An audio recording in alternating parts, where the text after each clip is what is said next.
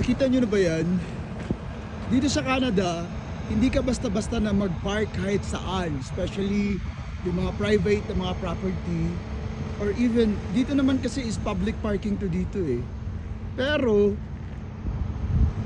pag sumobra ka sa parking mo, and then ma-report ka, automatic magtataka ka na lang nakatow na yung sasakyan mo. And then, ikaw yung magbabayad ng charge ng towing. Kaya, dito talaga, kailangan alam mo yung rights mo as a driver. Hindi ka basta-basta na lang na mag-park kahit saan kasi papataw talaga yung sasakyan mo. And then, dito may record yung licensing. They will just call you na yung sasakyan mo is nasa nasa towing center na.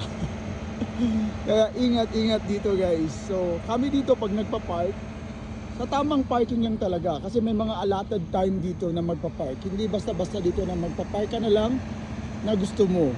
So ganun lang. Bye-bye!